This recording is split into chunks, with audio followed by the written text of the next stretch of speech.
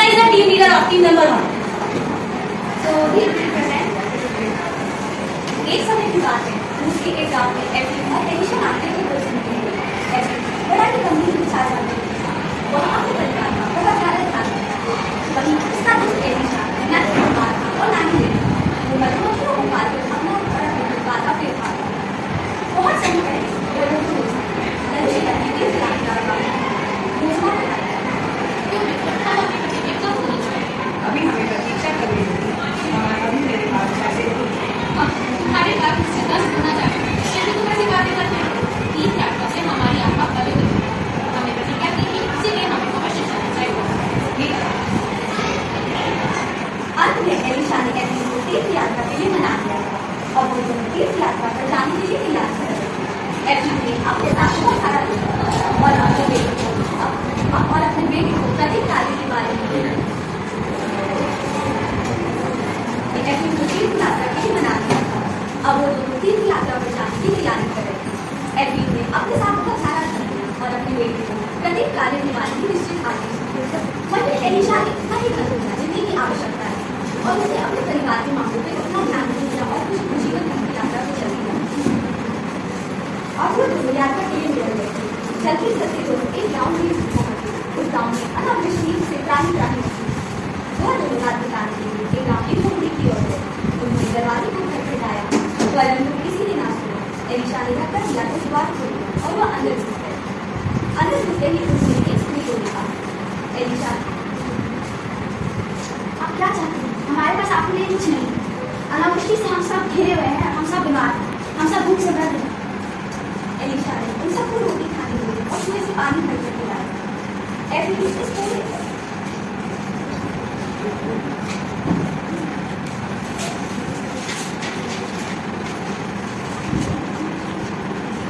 इस पूरे वक्त झोपड़ी के बाहर बैठा हुआ था। एलिशा ने उसे बाहर आके सारा हाल बताया।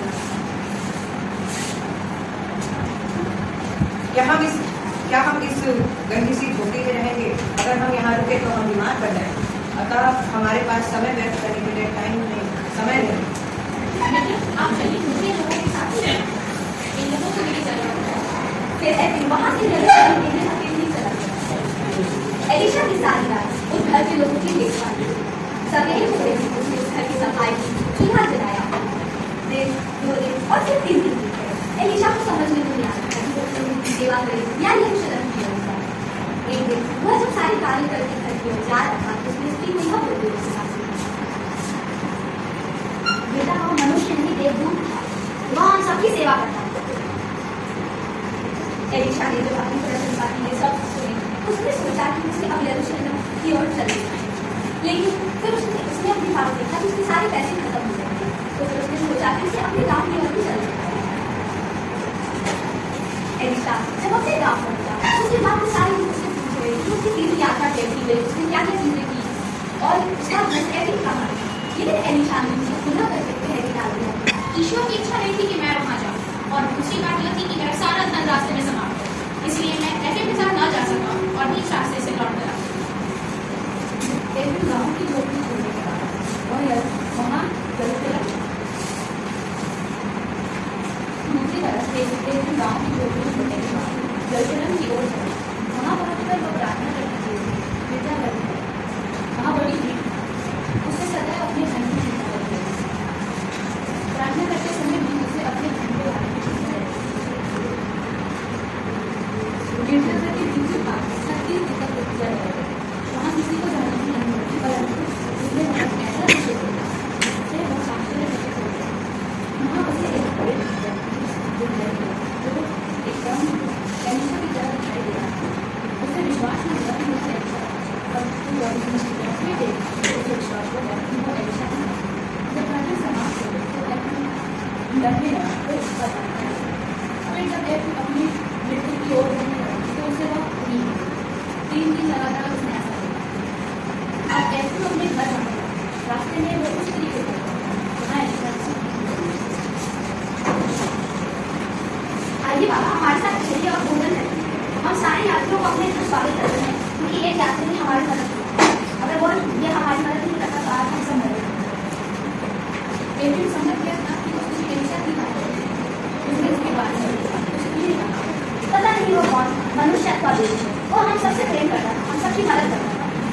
अपना नाम बता के चला। ऐसे मुझे दिन कहाँ से समझ गया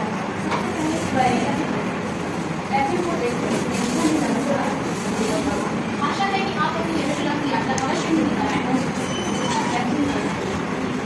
हाँ, मैंने यरूशलेम की यात्रा पूरी करी पर मेरा शरीर वहाँ पहुँच गया था, परंतु मेरी आत्मा वहाँ पहुँची। लगता है कि तुम्हारी आत्मा जरूर वहाँ पहुँची होगी एक सच्चा की, तो मैंने तुम्हें वहाँ तीर मारा के बाद ये सच्चा तीर्थ यात्री वही होता है जो उन लोगों की सेवा करना सच्चा तीर्थ यात्री होता है। मेरे सभी संपादक, आज मैं प्रेरणा सिंह अपने कुछ दोस्तों के साथ अपना AI प्रोजेक्ट प्रस्तुत करने जा रही हूँ। सामान्यतः हम सब तीर्थ यात्रा से क्या मतलब समझते हैं? तीर्थ स्थल पर जाना, भगवान के दर्शन करना, या यही तीर्थ यात्रा है? भगवान के दर्शन करना, यही बताने के लिए आज मैं और मेरे मित्रगण मनिका भैया, परिधि आनंद, तनु, नैन्सी और अभिषेक आपके सामने एक नाटक प्रस्तुत करने जा रहे हैं। एक समय की बात है, फिर से हकीम मनिका और एलिशा मध्यम वर्गीय का था। दोनों मित्रों ने बहुत पहले तीर्थ यात्रा और यरूशलेम साथ साथ जाने की प्रतिज्ञा की। इसके लिए जहाँ एलिशा हमेशा जाने को उत्सुक रहता था, वहीं हकीम उस यात्रा को किसी न किसी बहाने से टालता रहता था। एक दिन एलिशा ने हकीम से पूछा,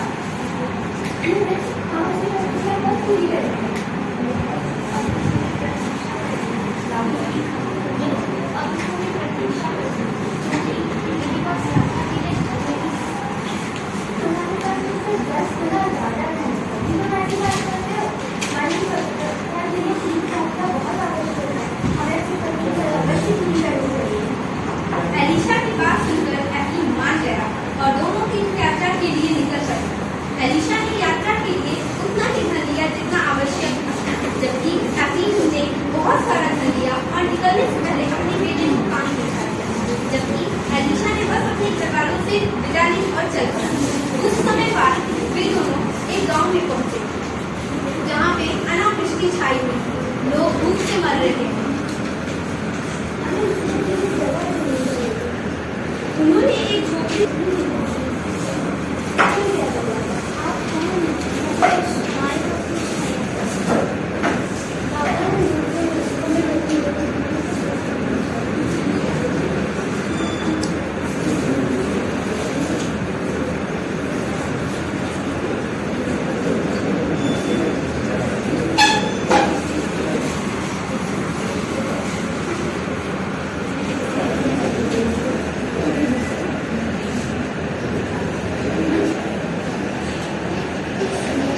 क्या है ये?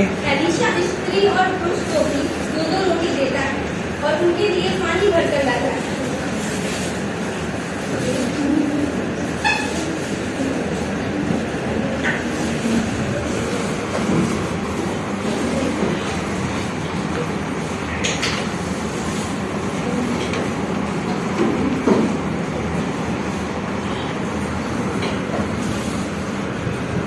हकीम झोपड़ी के बाहर ही बैठा था। एलिशा ने उसे सारी खबर दी।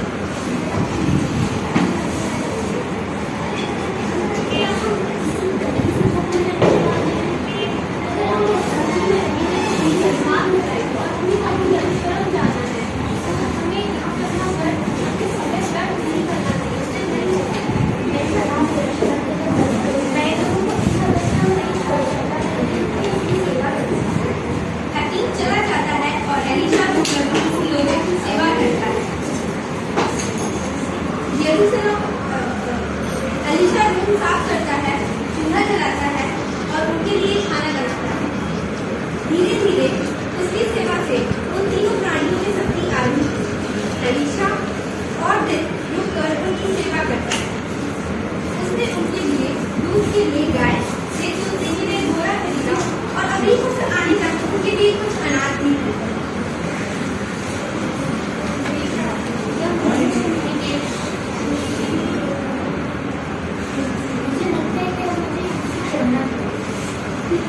अगले दिन जब तक नींद में सो रहे चला,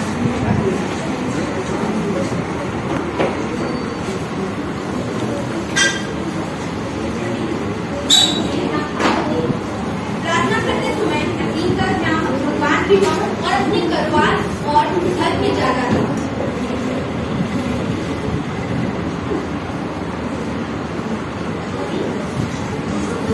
सो खड़े होते हुए लीजिए सर।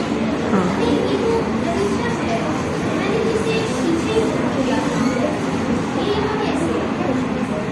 डॉक्टर निकल कर आता और उसका और एलिशा का इंतजार करता है। ऐसा ही कई दिनों तक चलता रहा। यरूशलेम से वापस आने समय एफीम एलिशा का इंतजार करता पर वो उससे नहीं मिल पाता।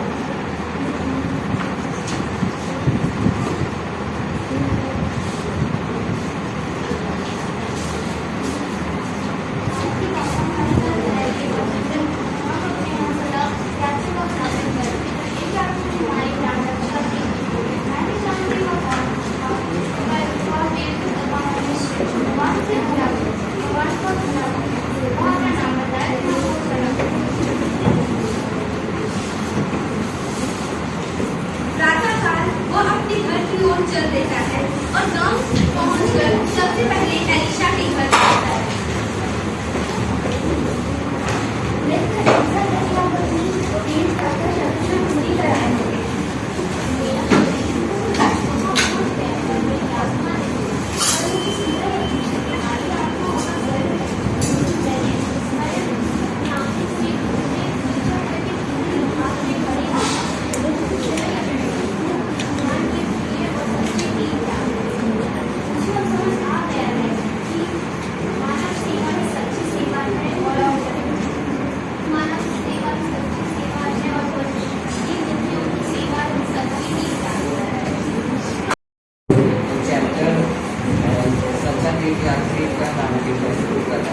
इसी समय उसके एक गांव में एफीम और एलिशा नाम के दो मनुष्य रहते थे।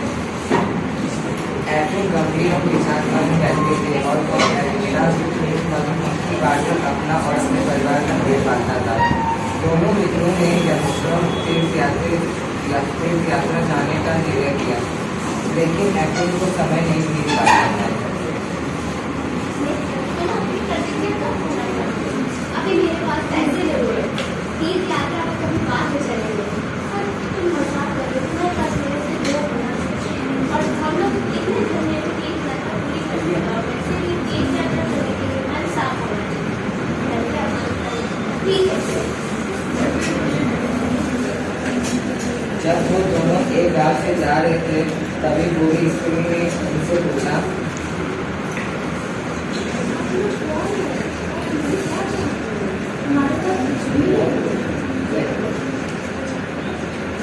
तभी लड़खड़ाता हुआ एक मनुष्य आया और कहने लगा,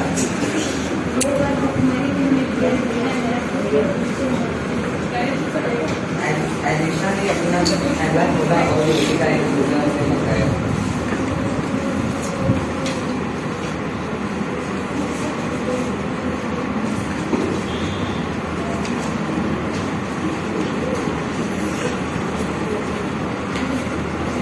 एफीम ने एलिशा को कहा, हम ऐसी गंदी झोपड़ी में रुकेंगे। मैं इस दशा में नहीं झेल सकता। ये गंदी हम एक साथ एलिशा ने सारी रात उस घर के तीनों कार्यों की देखा थी। एलिशा ने सुबह उठ के उन लोगों की घर गृहस्थी का काम किया। एलिशा ने उन लोगों के लिए दूध के लिए एक गाय और खेत जोतने के लिए एक घोड़ा खरीदा, साथ ही अनाज भी रखी। एक दिन एलिशा ने सुना कि बूढ़ी स्त्री अपने बेटे से कह रही थी कि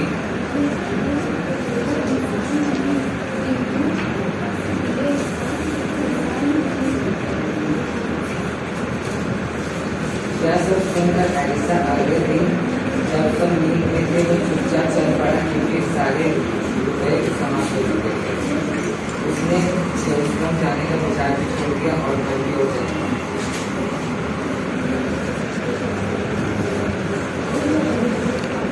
एफीम तीर्थ यात्रा में वहां पहुंचकर वो प्रार्थना करने के लिए गिरजाघर में गया।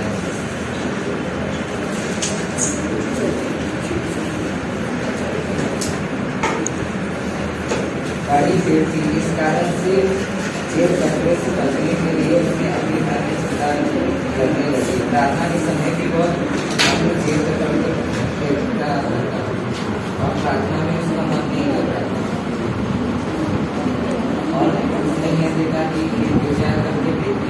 बिहार में उसने 36 पेपर चल रहे थे, उसमें उसने एलिसा को देखा तो पानी की तरह हाथ जोड़ा हुआ था। इसे तुम्हें पीछे छोड़ आई थी? आया था। ये जवान मुझसे पहले कैसे आई? अब मुझे समझ में आया कि तीर्थ यात्रा करने के लिए हमारा मन साफ होना चाहिए, हमारा दिमाग साफ होना चाहिए।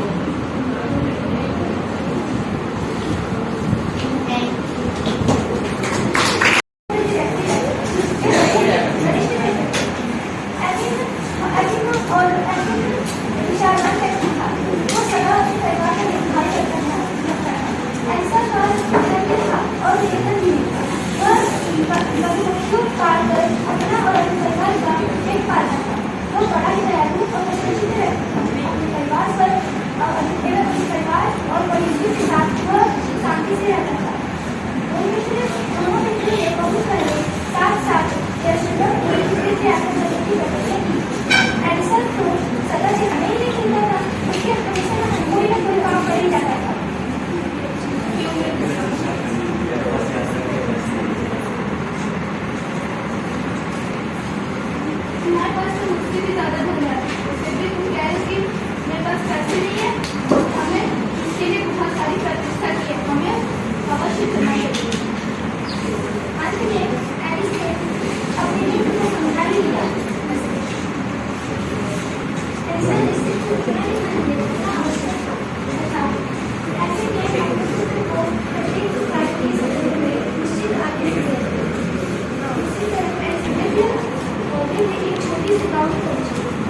उस गाँव में से प्राय नाम मचा हुआ था। लोग भूख मर रहे थे। एक दिन राय बिताने के लिए एक छोटी सी ओट बनी। उन्होंने खुली लोगों ने जी उत्तर किया। उन्होंने दरवाजा खटखटाया, इसलिए एलिस ने धक्का दिया कि दरवाजा खुल गया और अंदर घुसा। झोपड़ी का वातावरण बहुत ही दुर्गमपूर्ण था। एक स्त्री बनी पर बड़ा रास्ता में पड़ी हुई थी। उन्होंने पूछा, हम यहाँ पर विश्राम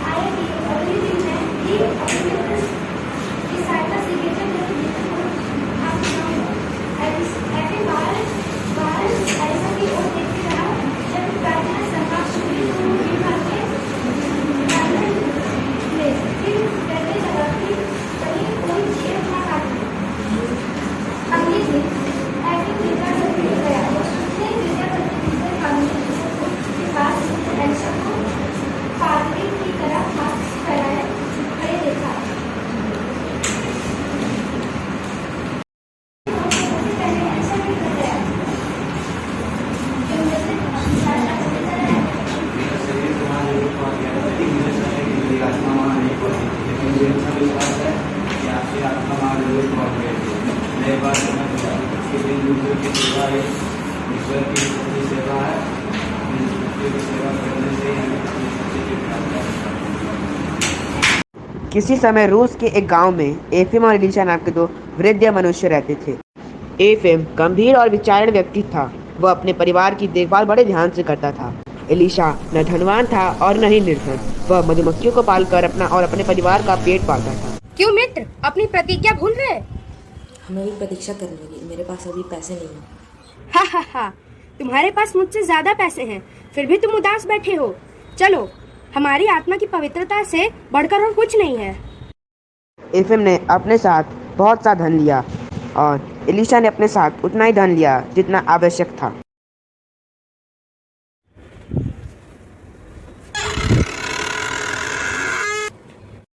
आप लोग कौन हैं थके हुए हालत में? देखिए, हमारे पास कुछ भी नहीं है खाने के लिए। गरीब और भुखमरी ने हमें घेर रखा है। मेरा पुत्र भूख से मर रहा है।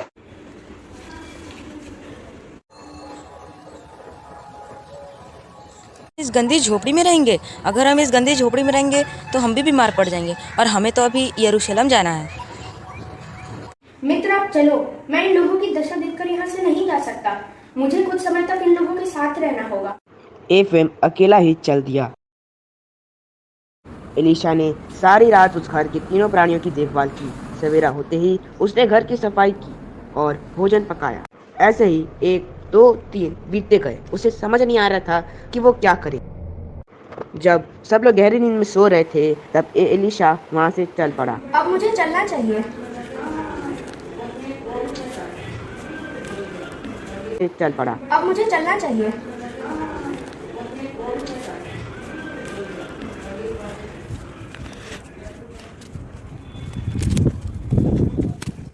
क्या आप यरूशलेम हो आए? ईश्वर की इच्छा नहीं थी कि मैं वहाँ जाऊँ। एफएम यरूशलेम पहुंचकर प्रार्थना में गिरजाघर में गया। वहाँ बड़ी भीड़ थी। उसे सदैव अपने धन की चिंता हमेशा लगी रहती थी। उसकी वजह से उसका मन प्रार्थना में न लगकर अपने पैसों पे लगा रहता था। उसने दीपकों के प्रकाश के पीछे एक दृश्य देखा। उसने एक वृद्ध पुरुष को झलक दिखाई दी। वह बिल्कुल एलिशा की तरह देख रहा था। एफएम सोचने लगा कि अरे, ये तो मेरा मित्र एलिशा है। ये यहाँ कैसे पहुँचा? एफएम को डर लगा रहता था कि कोई उसका जेब न काट ले। जब एफएम अपने घर की ओर चला, रास्ते में वह उस गांव के झोपड़ी में पहुंचा। उसने दरवाजे पर बूढ़े व्यक्ति को देखा जो बोला, आइए बाबा, हमारे साथ ठहरिए और भोजन कीजिए। हम सदा यात्रियों का स्वागत करते हैं। एक यात्री ने प्राण रक्षा की है। वह प्राण रक्षक कौन था? मैं नहीं जानता वो कौन था, मनुष्य या फिर देवदूत, पर वह आदमी बहुत दयालु था। वो अपना नाम बताए बिना ही चल दिया। अगर वो नहीं होता तो हम सब मर गए होते। एफएम समझ गया कि वह स्त्री एलिशा के विषय में बात कर रही है। जैसे ही प्रातःकाल हुआ, वह अपने घर की ओर चल। नहीं, मेरा शरीर तो वहाँ था पर मेरी आत्मा वहाँ ना पहुँच सकी। पर मुझे पूरा विश्वास है कि तुम्हारी आत्मा वहाँ ज़रूर पहुँची होगी, क्योंकि मैंने तुम्हें गिरजाघर के भीतरी द्वार पर देखा था। तुम ही हो वो सच्चे तीर्थयात्री, ईश्वर के प्रिय। मैं समझ गया, मानव सेवा ही ईश्वर सेवा है। Okay, first all of us please clap for a better.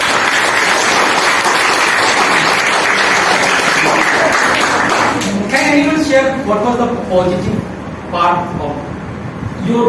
अच्छा, those who have not performed, can they share something? What was the positive part of the drama?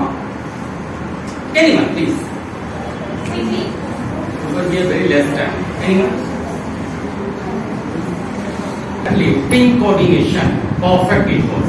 Next, only one. Okay. Yes. Confidence. Okay. Very good. Exactly. Team coordination. Yes. Interaction. Interaction with teammates and the people sitting in front. Okay. Was anyone having little bit hesitation in mind? there थोड़ा शक था, थोड़ा डर था, हाँ? Okay, why it was? क्यों था? Because yes, समझ रहे? After long break, we took part in such an event. Okay, but just imagine. Peter, don't worry. Shivi, who was the anchor in your room? Peter, listen.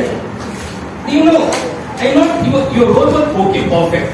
There was little bit hesitation. Yes. Same time Vanshika कहाँ क्यों रहे थे बेटा? You are representing in front of your classmates.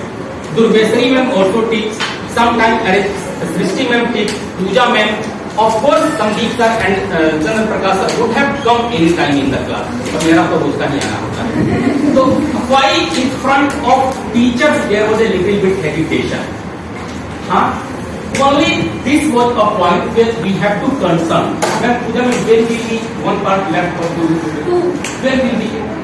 The one part, one group of the students will send a video and the other one will also send a video. Okay, then we can just whatever positive should we go one step more ahead, and where little bit confidence lacking should be not in that part. Okay, correct. But even though once more clap, it was a better. Tomorrow, as you know, what is it? Tomorrow, English book dissemination. Not tomorrow, sorry, holiday. On 4. Tomorrow is 4. Book dissemination, where each and everyone have to present your part. Yes, please dear, don't hesitate. Maybe Smriti ma'am will be judged. Maybe director ma'am can be judged. Maybe any PGT English teacher like Sunil sir, maybe Ram sir can be judged. The day when you will think the people sitting in front of me are full. I am only the knowledgeable person. Perfection will come. Please show your confidence tomorrow. Tomorrow means on Wednesday, so that a better confidence should be in your mind. Yes, and hardly I think 3 minutes have been allotted for each child, or 4 minutes. Yes. 3 to 4 minutes. It may be 5, it may be 2. Whatever you are speaking, should be confidence. Maybe while explaining, forget. जैसे बेटा what is your name? नहीं सौम्या थोड़ा सा भूल गया था ना बीच में. कोऑर्डिनेशन पता था ना कि पार्ट का मेरा है क्या. स्किप करो एक सेंटेंस, हार्डली मैटर. सिनेरियो जुड़ जाना चाहिए. मेरा सिनेरियो था जोड़ना की सच्ची. अच्छा थोड़ा सा हेजिटेशन था कि मैं समझ गया कि सच्ची सेवा ही नहीं, पब्लिक की सेवा ही सच्ची सेवा है. ऐसा सेंटेंस भूल गए जो बुक में था. Hardly matter. मेरे को कैसे जोड़ना था आज मैं समझ गया. मेरे को रियलाइज हो गया कि इंसानियत की सेवा ही सच्ची सेवा है. नहीं बुक में कुछ और लिखा है, तो कंटेंट मेरा वहीं जा रहा है, मेरा भाव जो है वहीं जा रहा है. This should reflect on hope. Will it? All the best. One clap for Pooja ma'am.